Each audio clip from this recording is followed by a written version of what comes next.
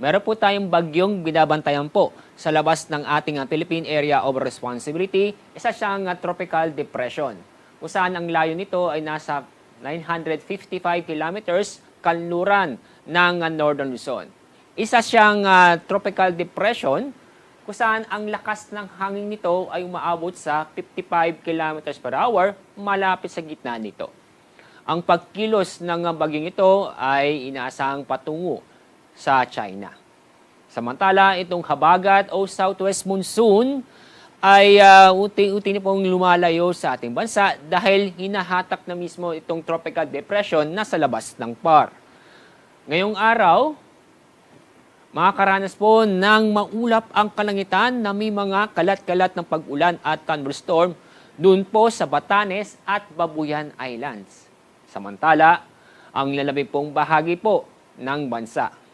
Inyong makikita na magiging maaliwal sa panahon ngayong araw kung saan makakaranas po tayo ng bahagyang maulap hanggang sa maulap ang kalangitan. Maliban na po sa mga isolated na mga pag-ulan o yung mga pulo-pulong pag-ulan dahil sa thunderstorm. Pagdating po sa ating 3-day weather outlook, sa mga lugar po sa Luzon, hindi po sa Visayas at sa Mindanao.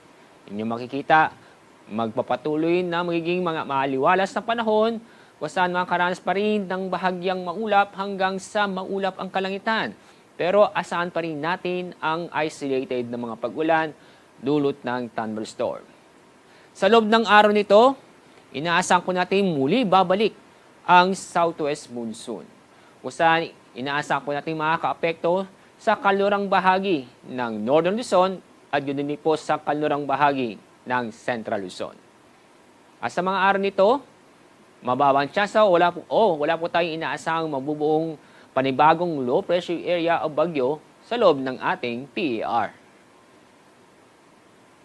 Ang araw po sisikat sa ganapong 5:26 ng umaga. Ang araw lulubog mamaya pong 6:22 ng hapon.